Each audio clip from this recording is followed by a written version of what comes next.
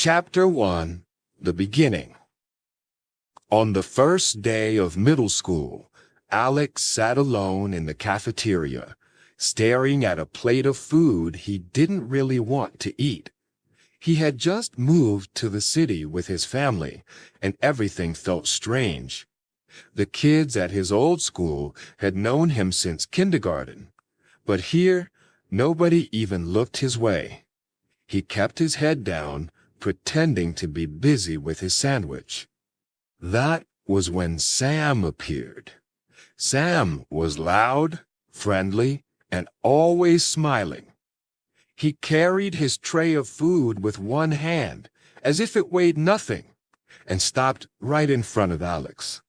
"Mind if I sit here?" Sam asked without waiting for an answer. He sat down, put his tray on the table, and immediately started talking. "You're new, right? I'm Sam. What's your name?"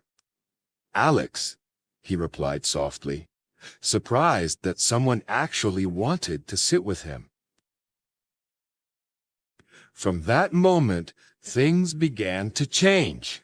Sam had a way of making everyone laugh, and soon he was introducing Alex to people from his class. Alex wasn't very talkative, but Sam didn't mind.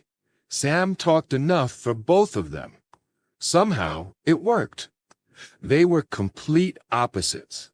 Alex was quiet and thoughtful, while Sam was energetic and impulsive. But that difference made their friendship stronger. Over the next few weeks, they became inseparable. They studied together, played video games after school, and even shared secrets. Sam told Alex about his dream of becoming a professional soccer player. Alex, on the other hand, loved drawing and wanted to be an artist one day. "You'll be famous for your paintings," Sam would say, "and I'll score the winning goal in the World Cup. People will talk about us." Alex laughed, but deep down, he believed Sam. His friend's confidence was so strong that it felt contagious. One afternoon, while walking home, Sam asked a question that stuck with Alex for a long time. "Do you think friends last forever?" Alex hesitated. "I hope so." Sam grinned. "Good. Then promise me something. No matter what happens, we'll always have each other's backs." They shook hands like they were making a serious deal. It was the kind of promise kids make, not really knowing how complicated life can become. Still, in that moment, it felt unbreakable. That night, Alex lay in bed thinking about it. He had never had a friend like Sam before, someone who noticed him, who cared, who made him feel like he belonged. For the first time since moving, he wasn't afraid of the future. What neither of them knew was that their friendship would face challenges they could never imagine. And the promise they made that day, the promise to always be there, would soon be tested in ways they weren't ready for. Chapter 2: The Test of Time. The months passed quickly, and Alex and Sam grew closer every day. By the time the school year was half over, everyone knew them as the pair that was always together. Teachers sometimes even joked about it. "If you see Alex, you'll find Sam. If you see Sam, you'll find Alex." Life seemed easy, but like the seasons, friendships also face changes. Sam started joining the school soccer team.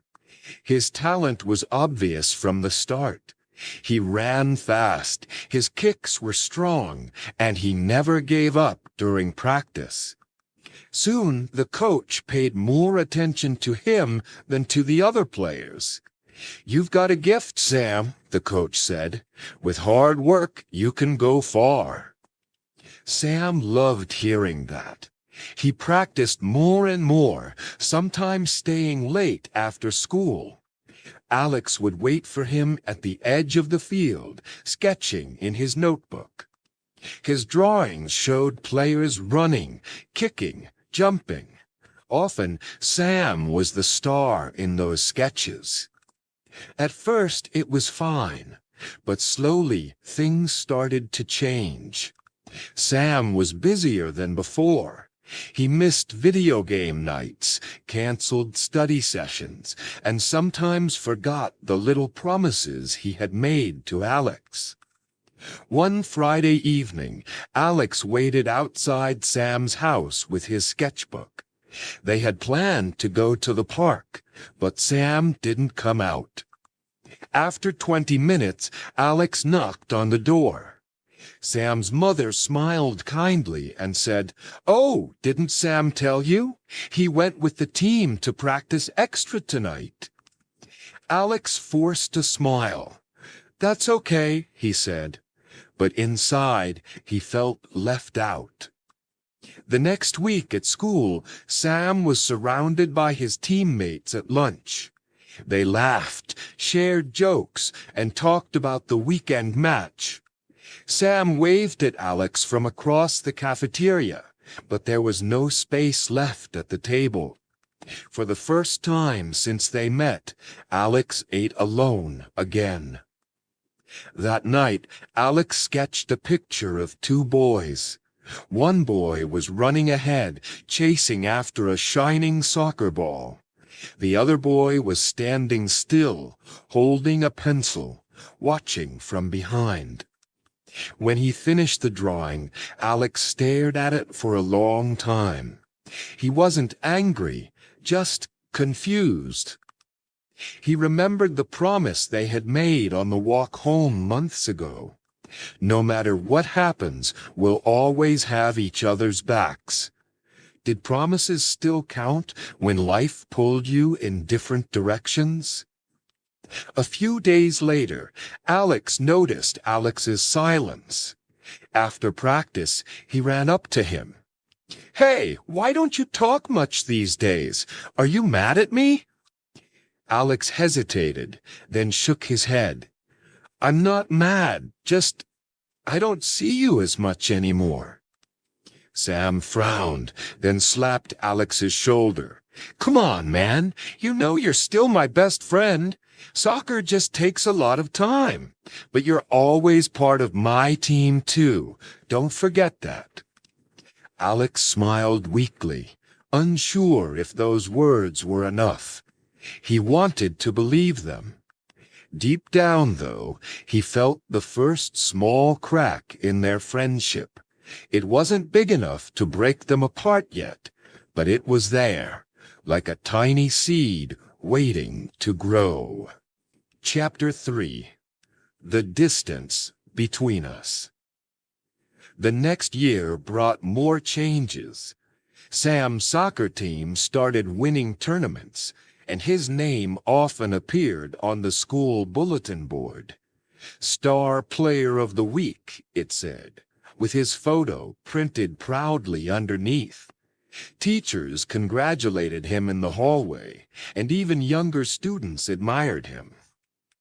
Alex, meanwhile, grew quieter.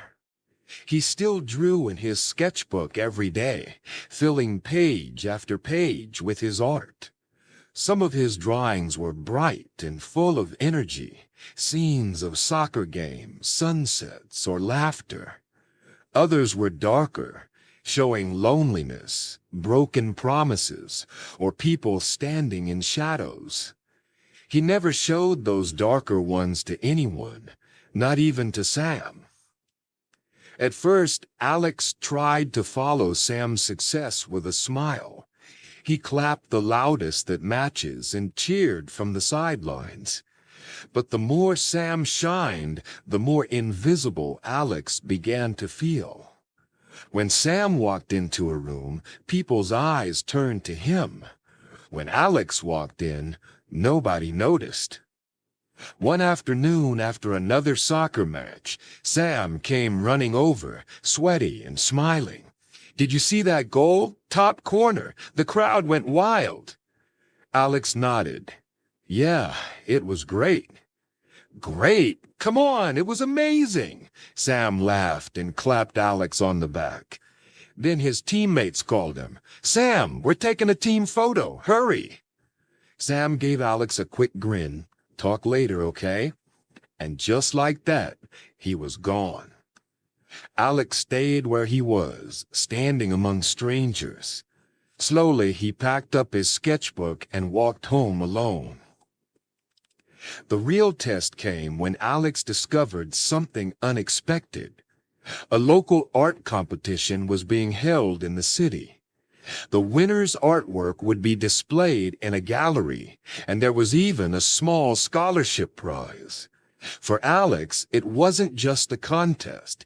It was a chance to be seen for who he really was. Excited, he told Sam the next day, "Hey, there's this art competition. I think I'm going to enter. I've already started working on a piece." "That's awesome, man." But his eyes were on his phone. "Sorry, I can't come see it today. We've got extra training. The regional scouts are coming." Alex forced a smile. "Yeah, of course. Good luck." But inside, he felt the distance widening. The day of the art competition arrived, and Alex stood nervously in the gallery. Paintings and drawings lined the walls, each one unique. Parents, teachers, and strangers walked around, admiring the work. Alex's piece was a large drawing of two boys standing at a crossroads. One boy was holding a soccer ball facing a bright stadium. The other boy was holding a sketchbook, looking toward a quiet path lined with trees. When the judges stopped at his artwork, they whispered and nodded. Finally, one of them smiled at him. "This is powerful. Very well done." Alex felt a spark of pride. For the first time in months, he wasn't standing in someone else's shadow. He was shining in his own way. But when he looked around the room, Sam wasn't there. He had promised to come after practice, but Alex knew the truth. Soccer came first. That evening, Alex received the news he had won second place. His family cheered, his teacher congratulated him, and even strangers clapped. But the one person he wanted most to share the moment with wasn't beside him. That night, when Sam finally called, his voice was cheerful. "Sorry I couldn't make it, man. We had an important scrimmage. But hey, second place is great. I knew you'd do well." Alex listened in silence, then said softly, "Yeah, thanks." As he hung up the phone, he wondered if their promise, the one about always having each other's backs, still meant the same to both of them. Chapter 4. The Breaking Point. By the time they entered high school, Alex and Sam were no longer the inseparable pair they once had been.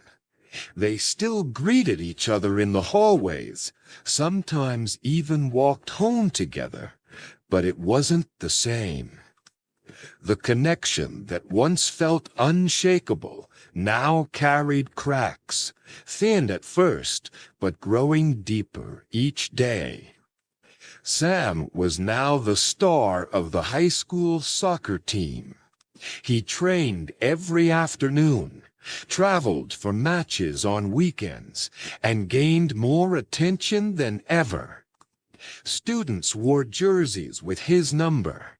Teachers praised his discipline and talent. To many, Sam was a hero. Alex, on the other hand, spent most of his time in the art room. The quiet space smelled of paint and paper, and here, surrounded by his sketches, he felt alive. His art teacher encouraged him to apply for bigger competitions and even art school in the future. For the first time, Alex could imagine a life built around his passion. But their two worlds rarely touched anymore. The breaking point came one Friday night. The school was hosting a big soccer match against a rival team. Posters had been put up for weeks, and the entire school seemed excited. Sam had begged Alex to come. "You have to be there. It's the biggest game of the season. I need you cheering in the stands." Alex hesitated. That same evening, he had been invited to present his artwork at a local youth exhibition. It wasn't a competition this time, but it was still important. His name was printed in the program, and people would be expecting him. "I can't, Sam," Alex finally said. "I have my exhibition that night. It's important to me." Sam frowned. "Exhibition? But this is the game. Everyone's going to be there. Scouts might come. I thought you'd want to support me." "I do support you," Alex replied carefully. "But I've supported you at every match. This one time, I want to do something for myself." Sam's smile faded. "Wow, okay, I see how it is." Those words cut deeper than Alex expected. Friday arrived. Alex stood nervously in the gallery, surrounded by strangers admiring his work. His painting that night showed two hands slowly letting go of each other, drifting apart into two different directions. Many people stopped to look, some even asking questions about its meaning. Alex felt proud, yet a heavy sadness sat in his chest. Later that night, his phone buzzed. Messages from classmates exploded with excitement. "Sam scored the winning goal. We crushed them 3-2. He was amazing." Alex stared at the screen, then turned it face down. The next Monday at school, Sam stormed up to him in the hallway. "You weren't there," Sam said flatly. "I told you I had my exhibition." "Yeah, and you chose that over me, over our friendship." Alex's voice trembled. "It wasn't about choosing one over the other. It was about me finally doing something for myself. I've always been there for you, Sam, always. But when it's my turn, where are you?" Those words hung in the air. Students passing by slowed down, curious, but neither boy cared. Sam clenched his fists. "Maybe we're not the same anymore." Alex nodded sadly. "Maybe we're not." For the first time since they met, the two friends walked away from each other, not side by side, but in opposite directions. That night, Alex sat alone in his room, staring at the old sketch he had made years ago, the one of two boys shaking hands under the promise of forever. He touched the paper gently, as if it could bring back the past. But promises, he realized, could break as easily as glass. Chapter 5. What Remains. Years slipped by faster than either of them expected. High school ended, and with it, many of the friendships that once seemed permanent. Sam received a scholarship to play soccer at a university far away. Alex was accepted into an art school in the city. Their paths, which had once been one road, split into two very different directions. At first, they tried to stay in touch. There were texts after matches, short messages after exhibitions, and the occasional phone call. But life grew louder, busier, and heavier. Slowly, the messages came less often. Weeks became months, and eventually, silence filled the space where their voices used to be. One rainy afternoon, 3 years later, Alex walked into a small cafe near his school. He carried his sketchbook, as always, looking for a quiet corner. As he ordered his drink, a voice behind him said, "Alex." He turned. There stood Sam, taller, stronger, with the posture of an athlete, but the same smile he remembered. For a moment, neither of them spoke. Then Sam laughed softly. "It's been a long time." They sat together, and the conversation flowed awkwardly at first, then more naturally. Sam told stories about soccer, injuries, victories, the pressure of competition. Alex spoke about his art, exhibitions, critics, the challenge of creating something honest. But beneath the small talk lay the silence of everything they had never said. Finally, Alex broke it. "Do you ever think about back then? About us?" Sam looked down at his cup. "All the time. I was young, selfish, too focused on myself. I thought being a friend meant just knowing you'd always be there. I didn't realize how much I was asking from you." Alex's throat tightened. "I wasn't perfect either. I never told you how much it hurt, watching you shine while I felt invisible. I should have spoken up sooner." They sat in silence, listening to the rain tapping against the windows. Finally, Sam sighed. "Do you think we can ever go back to the way things were?" Alex smiled faintly. "No. We're both changed. We're not those kids anymore. But maybe we don't have to go back. Maybe we can start again." Sam nodded slowly, as if the idea was new but comforting. "I'd like that." Over the next few weeks, they met again, sometimes at the cafe, sometimes just walking through the city. They weren't inseparable like before, but they didn't need to be.